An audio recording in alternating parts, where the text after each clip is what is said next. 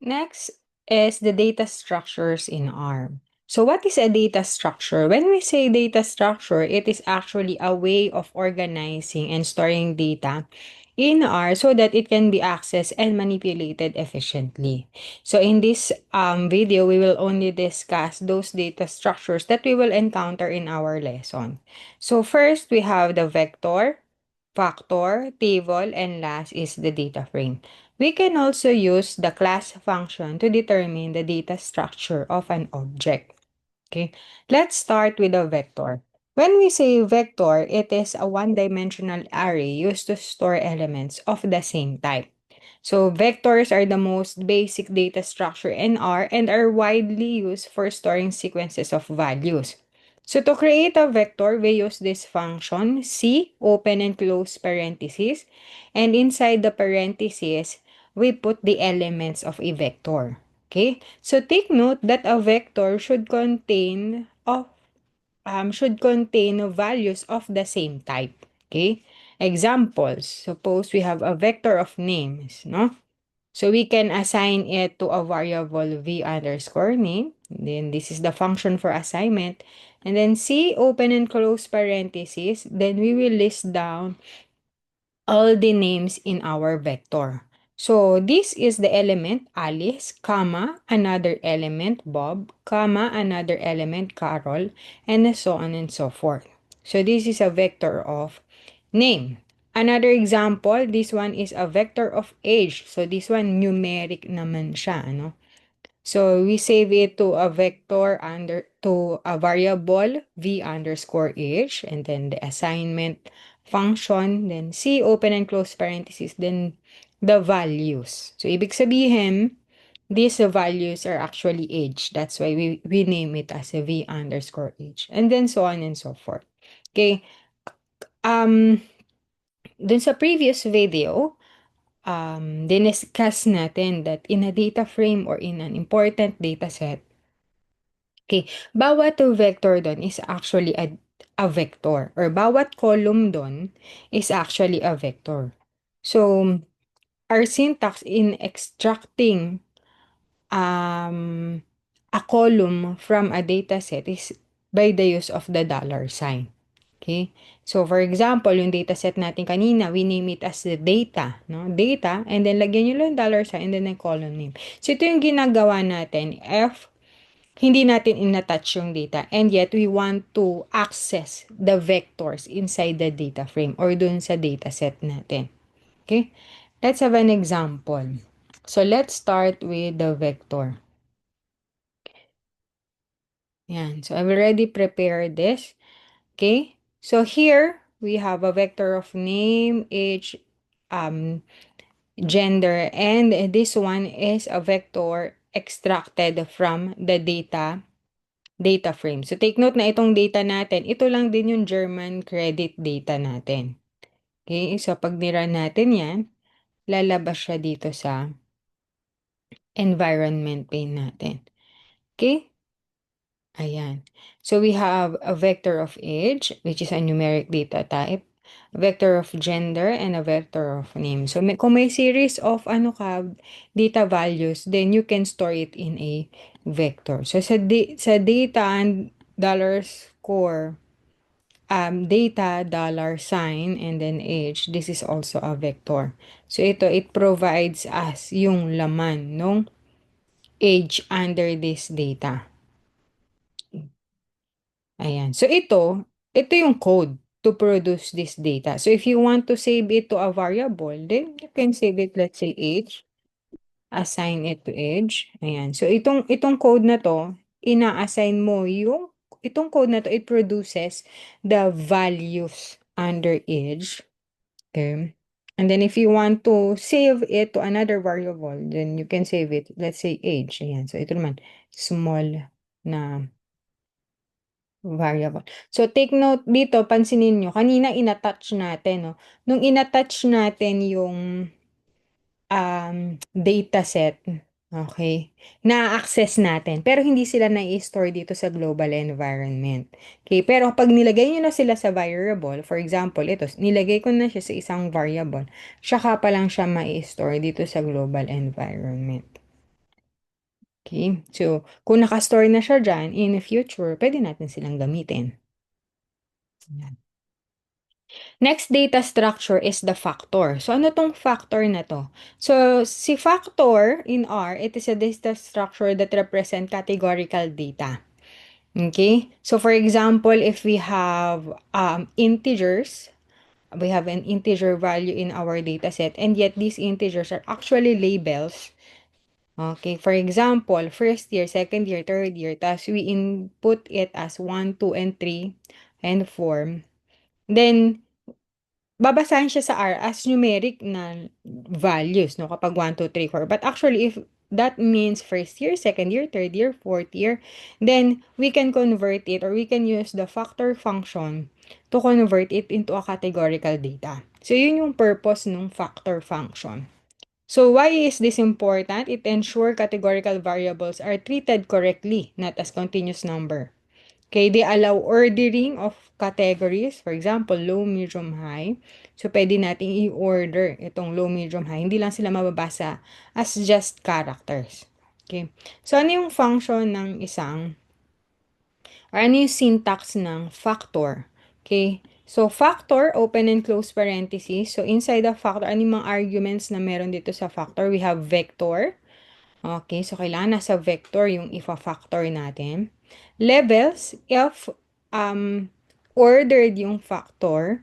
So, ano ba yung ordered? If you will remember sa level of measurement, okay, we have nominal, ordinal, interval ratio, no? So, ano ba dun yung mga categorical? Nagpo-fall sila sa nominal at saka ordinal. So, sa nominal, walang order. So, kung walang order, ang input lang na kailangan or argument lang na kailangan is the vector. So, no need to fill this up. Kasi kung naka-false na ito, okay lang kahit di nyo na siya ilagay. Okay? Kung false lang din yung ilalagay nyo sa argument, okay lang kahit i-omit nyo siya. Okay? So, kung naka-false ito, okay lang din kahit wala itong labels. Okay? So, pero kung ordered siya, you have to fill this up. Okay? So, kung ordered, set this as true, and then yung levels, ano yung order from lowest to highest. For example, for an unordered factor, halimbawa, gender or sex, male and female. So, if you factor a vector with sex, it will not be read just as a character vector. It will now be a categorical vector. Okay? Example, education. We have high school, college, PhD, ayan. So, kung ifa-factor natin ito, malalaman natin yung order. So, isa-set natin yung order from lowest to highest. Okay, let's have an example.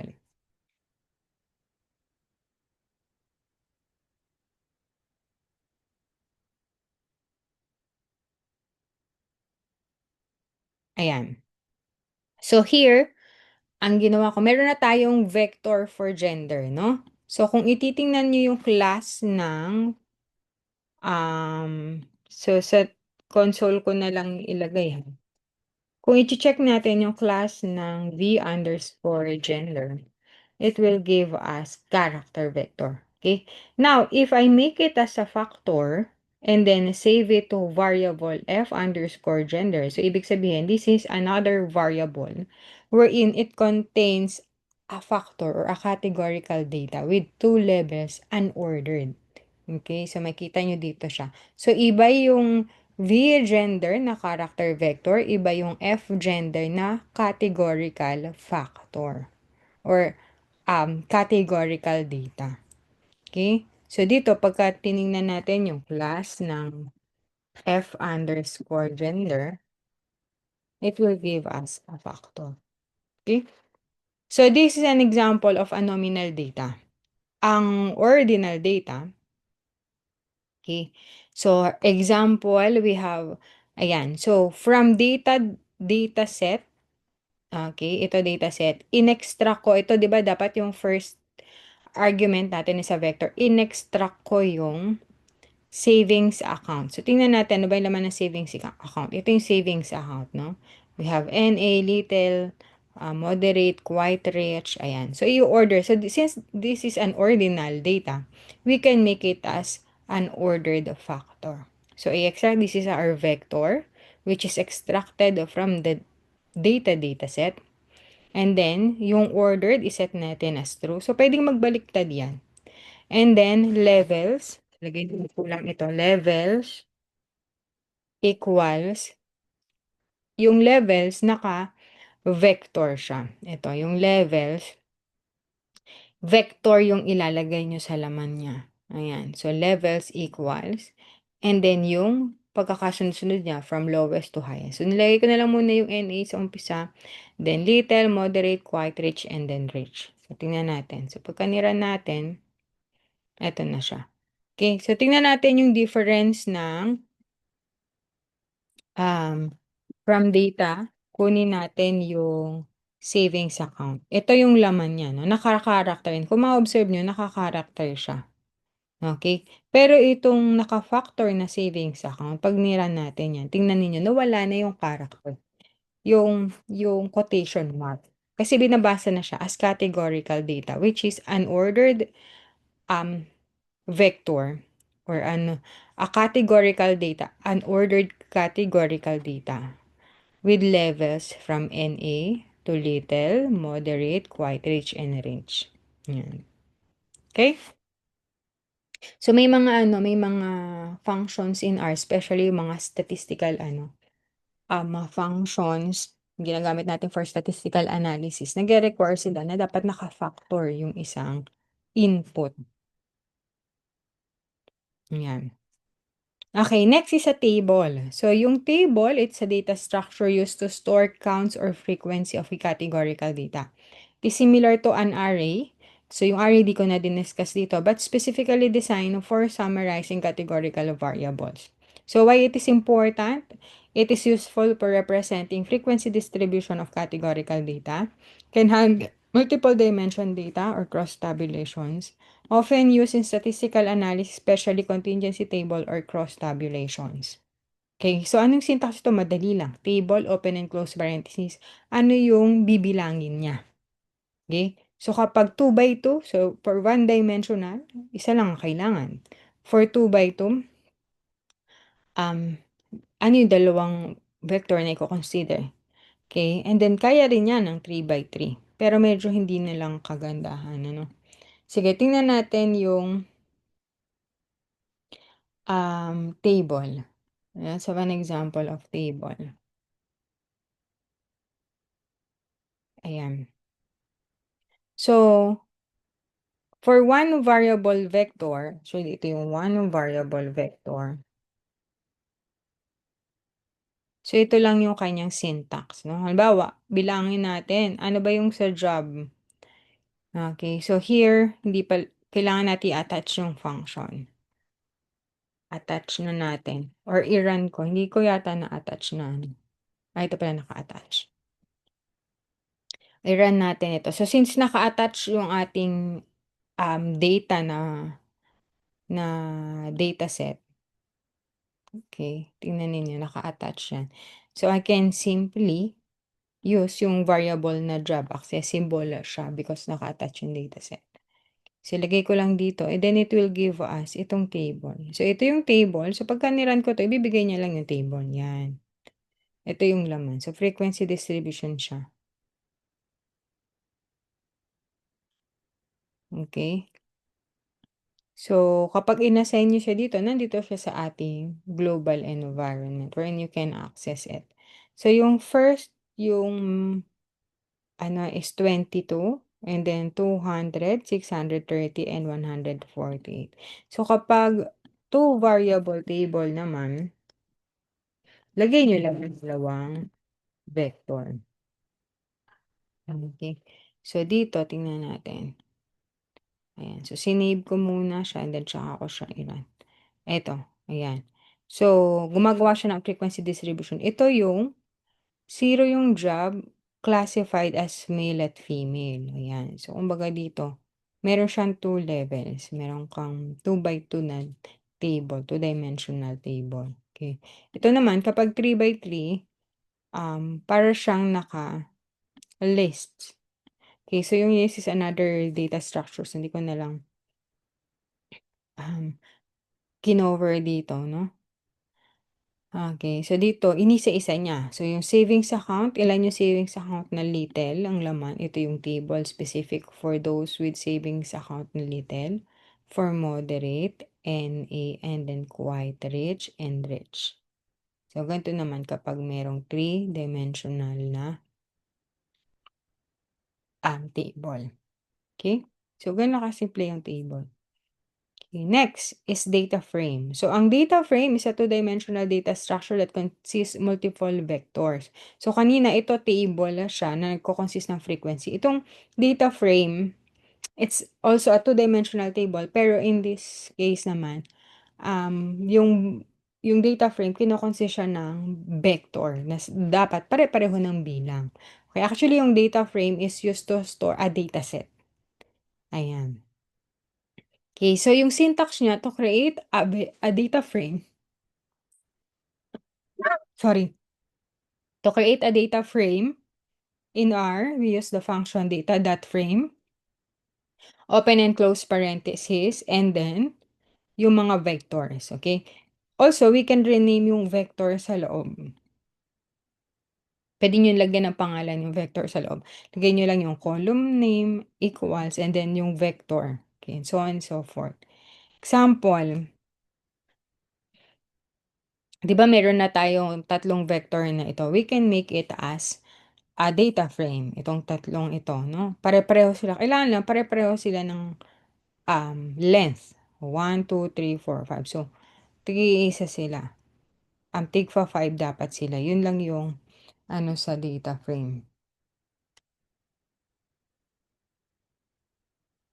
Yan, example. Ayan. I-save natin siya sa data frame df underscore vector. So, data.frame yung function. And then, ito, list down lang natin yung mga vector. So, yung vname, papangalanan ko siyang name dito sa data frame natin. Yung vh, papangalanan ko siyang age sa vector na, sa data frame natin. Yung v underscore gender, papangalanan ko siyang gender. So, pagka niran nyo siya dito, ito yung itsura nung data frame natin. Okay? Ayan. O tingnan ninyo, 'di ba naka-attach yung data? 'Pag in-attach ko itong df na 'to, df underscore vector at niran natin, ayan. So, ibig sabihin nito may dalawang date vector na ang pangalan ay age. So, pagka niran natin yung age, kaninong age yung kukunin niya? Ayan, so pagka niran natin itong age, malilito na siya. Anong age? Naka-attach din yung isa. Ito yung sasabi kong important na mag-detach tayo kung hindi kailangan yung dataset. Okay? So, na-overwrite na yung age. So, kung kailangan nyo siya, pwede nyo na lang gamitin yung data, $sign, and then yung age. Para ma-make sure mo na yung age na kailangan mo, manggagaling dun sa dataset na kailangan mo. So, yun yung use ng $sign. Okay? Pero better, mag-detach na lang tayo kung hindi natin kailangan. df underscore.